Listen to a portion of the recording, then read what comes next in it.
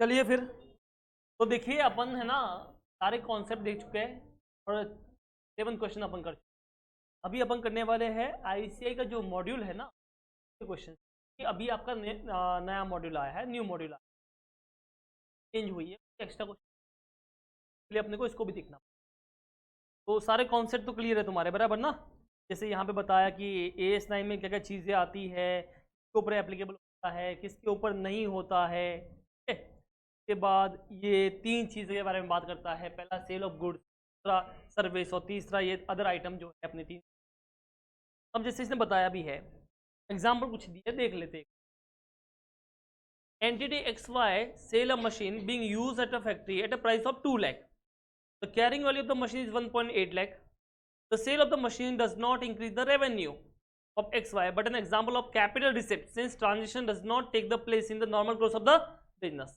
Such gain on the sale 20,000 is recognized as a part of the P&L account under the gain or loss of the disposal of asset. देखिए मान लो तुम्हारा AC 1,80,000 में आपने depreciate, आपने इसको 2 लाख में बेचा, 30,000 रुपये कमाए। क्या ये AS9 आएगा? Gain on sale of disposal, ये तुम्हारा सेल का पार्ट नहीं होगा, this will be the part of the other income का पार्ट होगा ये। क्या ये तुमको समझ में आया? तो कोई भी असेट बेचते हो, फिक्स असेट बेचते हो, उस पर जो गेन या लॉस होता है, इसको कभी AS9 में लेना। इसी तरह से यहाँ पे एग्जांपल दे रखा है दूसरा, बट रेट यहाँ पे फिक्स असेट होना जरूरी है। अगर वो तुम्हारा गुड्स है तो आएगा। तो तुम अगर मान लो AC कंपनी वाले हो जो AC बेचते हो, इन दैट केस अगर तुमने AC बेचा है तो तुम्हारा गुड्स हो गया ना, तो AS9 आ जाए। जैसे एक एग्जांपल दे रखा है, देखिए ST limited is in a real estate business, developer and builder, right? It is into the business of buying and selling the property. 2011 ST Limited purchased a unit of land for 150 crores. तो आपने एक land purchase किया, you are a builder, आपने 150 land purchase किया है। It sold that land after the few month at a price of 240 crore. आपने कुछ महीने बाद उसको रखा, अरे डिमांड आई है 240 करोड़ में। अबो case the sale of the land is a transaction that happen in the ordinary course of the business, as he is the real estate developer and the builder. Property will be an item of inventories in the financial statement for the ST Limited. Hence, it should recognize the revenue of 240 crore when the land is. अब यहाँ पे other income नहीं बोल सकते, land तो property plan equipment है तो उसको हो गया, अदर इनकम में ले लो। नहीं, बिल्डर है, बिल्डर नहीं होता, तुम बेचते हम बेचते तो अपना अदर इनकम होता। क्या हम बिल्डर है? क्या वो बिल्डर है? उसके लिए क्या हो गया वो सेल, क्या हो गया उसके लिए। तो से एक और पढ़ते हैं एग्जांपल थर्ड वाला। PL Limited, a pharma company, has been conducting research on the new medicine last 2 years to increase the immunity level of the people consuming it without any side effect. During the current year, it decided to see outcome of the research undertaken so far to another competitor, PH Limited, for 50 crore. PL has already incurred 30 crore in ongoing research. अब देखिए यहाँ पे क्या है, तुम एक pharma company वाले हो, तुमने कोई मेडिसिन पे रिसर्च किया है। क्या किया तुमने? ठीक है, और तुमने क्या किया, वो रिसर्च को बेचा है। तुम्हारा काम मेडिसिन बनाना कि रिसर्च करना है? मेडिसिन रिसर्च बेचा तो ये तुम्हारा गुड्स नहीं में आएगा, नहीं तो ये अदर इनकम में आएगा। कितना आएगा ये? In the above example the sale of the research finding does not represent an increase. काम थोड़ी मेडिसिन बेचना काम है ना तुम्हारा, रिसर्च में थोड़ी बेचना काम थोड़ी है। This is because DL Limited business is not to sell the research. Okay, finding the ordinary course of the business, the amount of 50 crore will be the part of other income in the। क्या ये तुमको समझ में आया? आगे ये देखिए, ये बढ़िया क्वेश्चन है, मजा आ जाएगा। रिगाटो, क्या नाम है इसका? रिगाटो। एक्चुअली में आपको पता है किसकी बात कर रहे हैं, ठीक है। हाँ, Zigato runs a food delivery business. क्या क्या बिजनेस करते हो?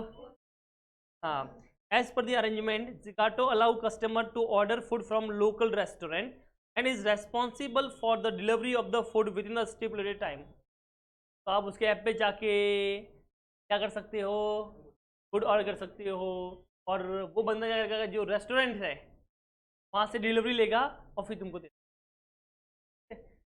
आगे देखिए, during a particular year it collect the money on the order made online as under. तो इतना पैसा उसके पास में आया है। सबसे पहले total price of the food item, जो ऑर्डर हुआ है तुम्हारे पास में, तो टोटल पैसा तुम्हारे पास में आता है। तो जो ऑर्डर हुआ है वो है 200 लाख का। डिलीवरी चार्ज जो तुमने कलेक्ट किया उसके अलावा 60 लाख के। जीएसटी जो तुमने कलेक्ट किया है वो है 40 लाख का। तो टोटल हो गया 300 लाख। ठीक है, हाँ। अभी क्या बोला, Zigato has received 300 lakh for the above order from the customer। तो 300 लाख अपने हाथ में आ गया।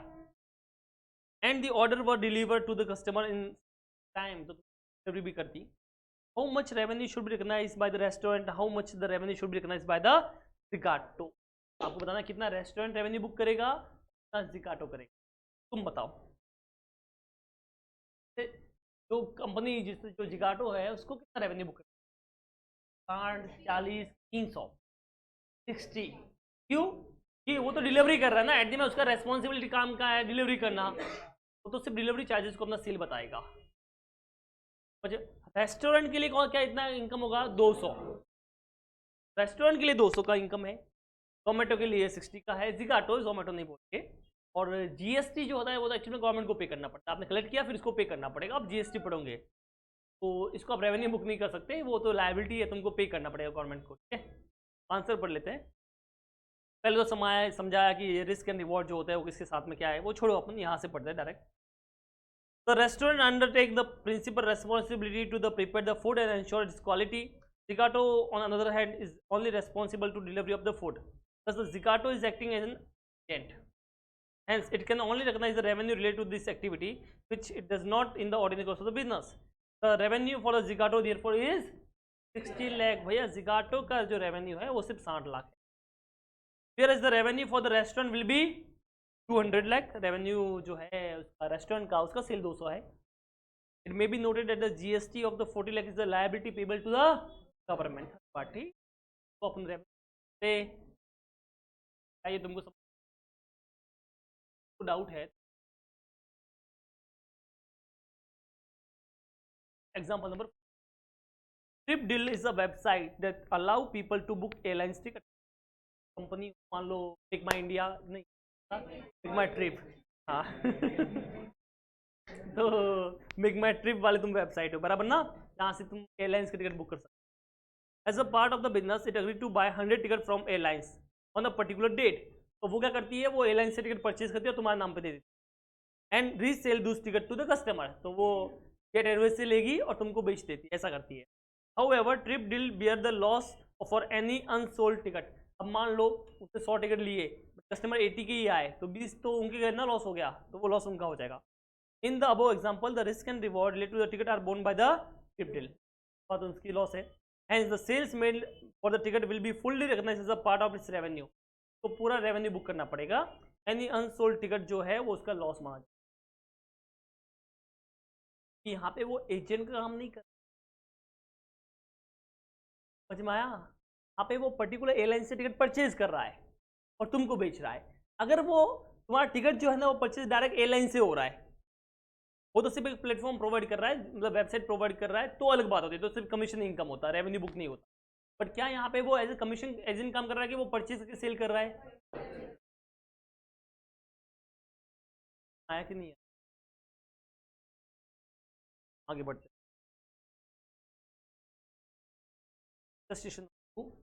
AB sell goods to CD on 1 March 2000 and मान लो मैं AB हूँ, तुम CD। क्या हो? क्या हो तुम?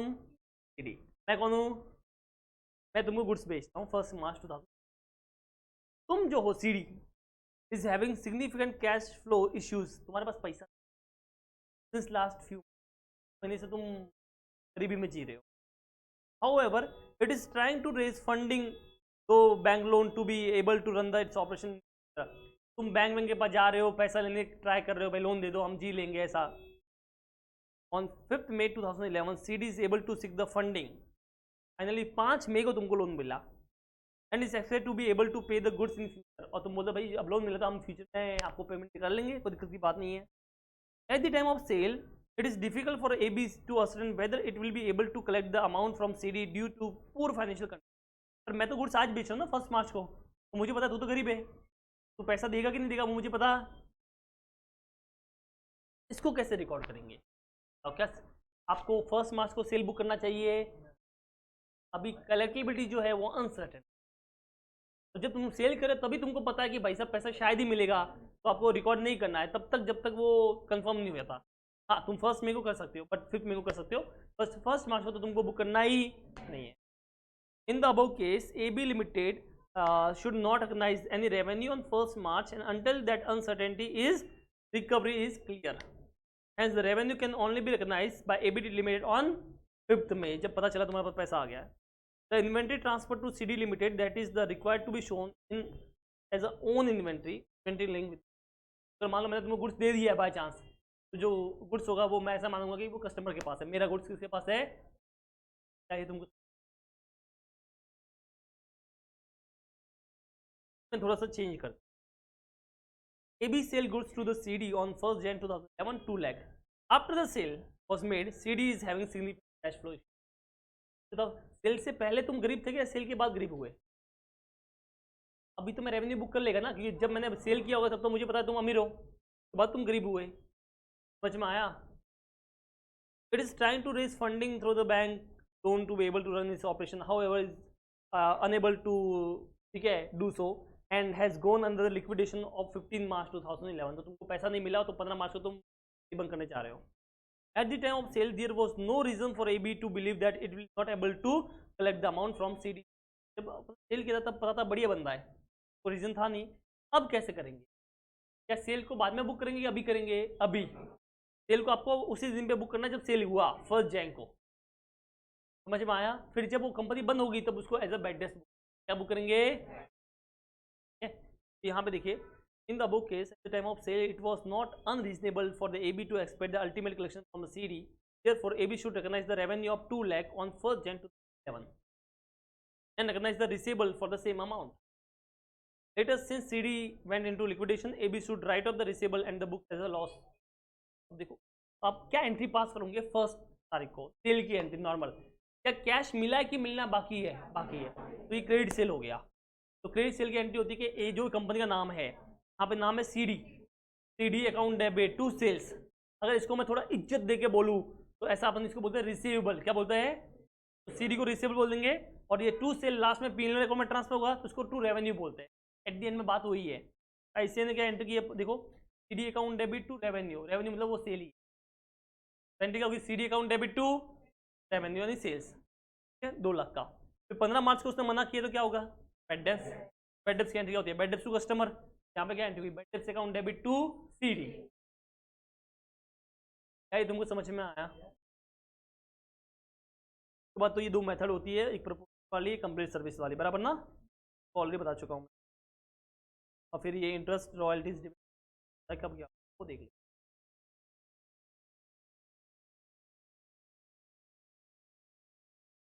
क्या बोलता है जरा देखिए।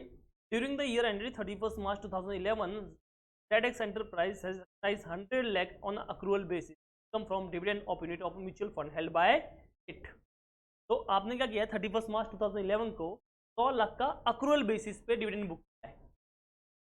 The dividend on the mutual fund were declare on 15 June 2011। वो डिक्लेयर कब हुआ है? Next year. The dividend was proposed on 10 अप्रैल 2011। वो प्रपोज भी कब होता है? 10 अप्रैल, और तुमको डिक्लेयर यहाँ पे हुआ है 15 जून को। बताइए क्या उसने सही ट्रीटमेंट किया कि गलत किया है? गलत किया ना। आप बात करो 31 मार्च 11 को, राइट टू रिसीव कब मिला है तुमको? 15 जून को। गलत हो गया ना? क्या बोला है? Dividend from investment in shares are not recognised in the statement of P&L account until the right to receive is established. In the given situation, the dividend is proposed on 10th April 2011.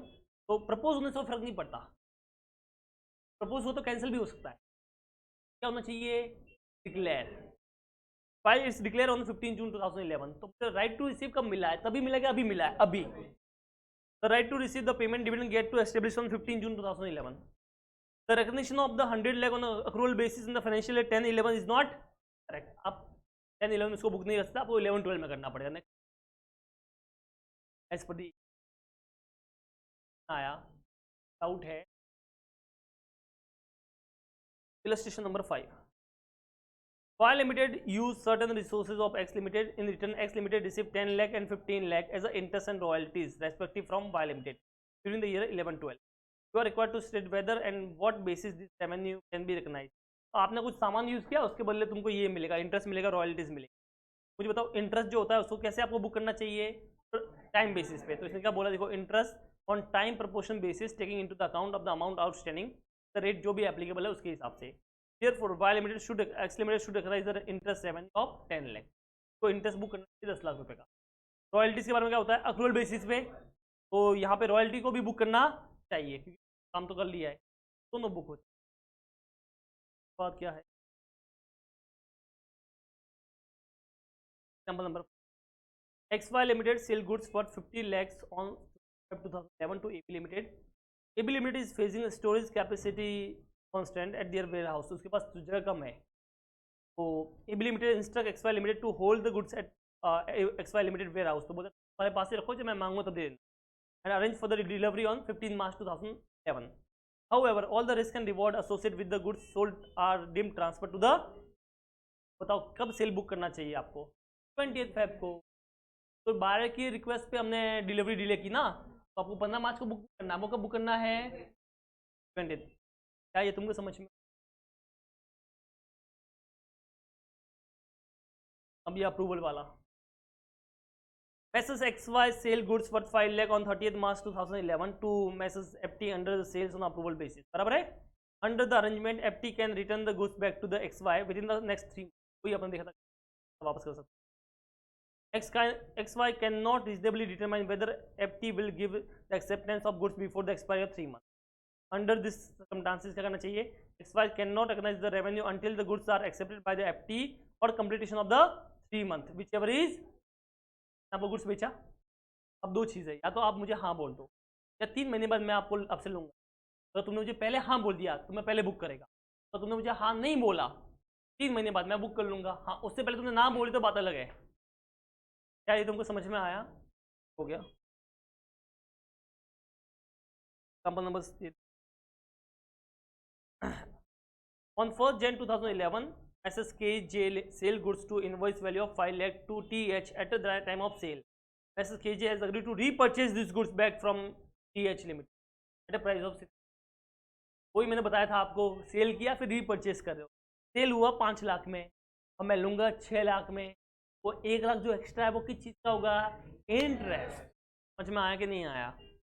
अब आपको उसकी accounting करनी।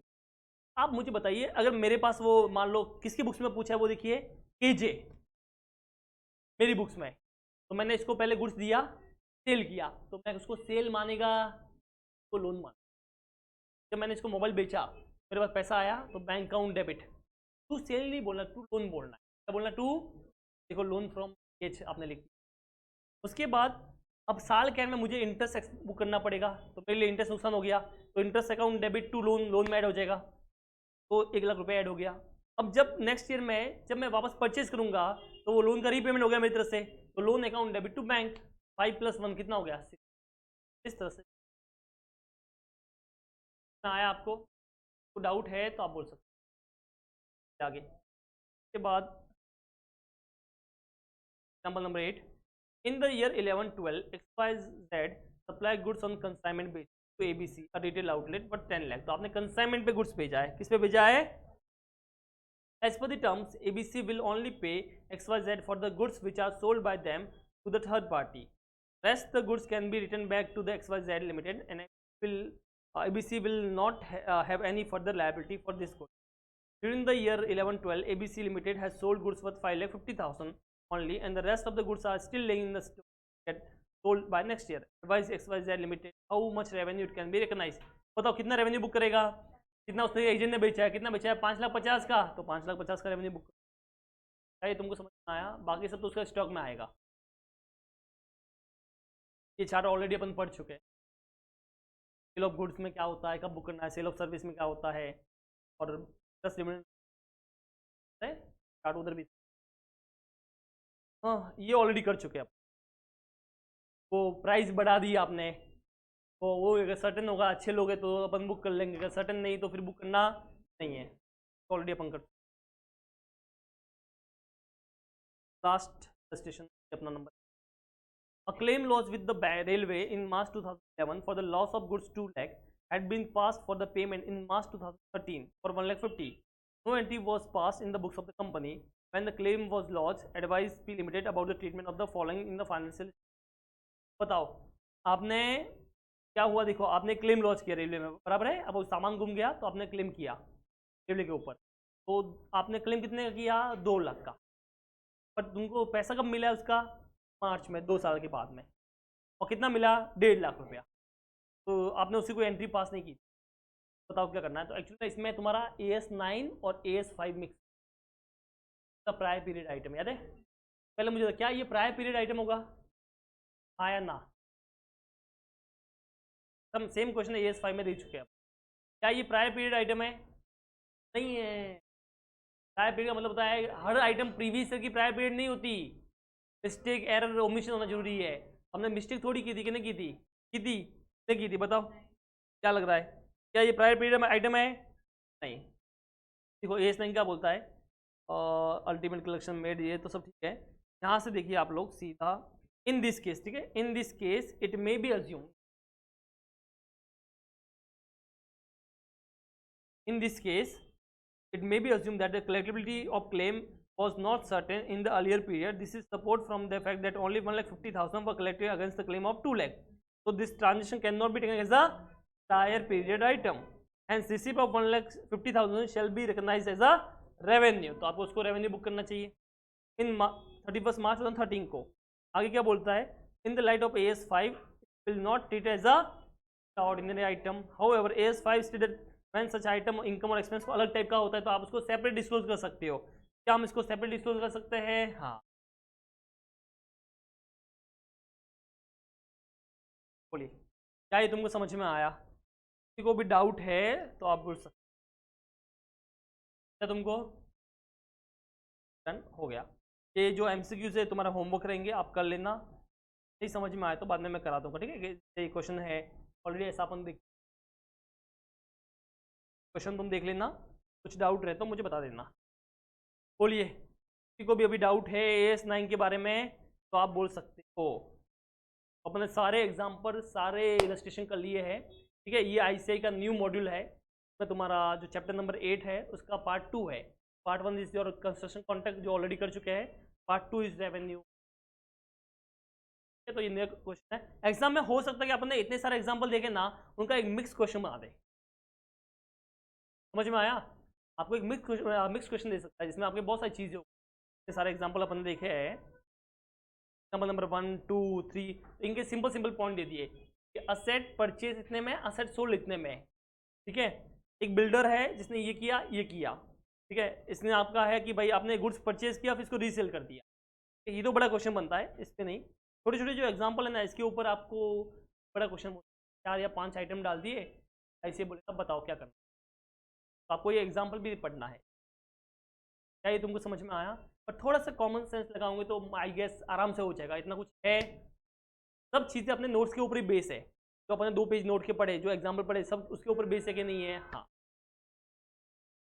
आपको इतना सब कुछ पढ़ने का काम ही नहीं है, आप सिर्फ एग्जाम्पल देख लेना, क्वेश्चन देख, इलस्ट्रेशन देख लेना, बहुत हो गया। क्या ये तुमको समझ में आया। तो इसी के साथ फाइनली तुम्हारा AS9 क्या होता है, खत्म। बोलो भारत माता की जय।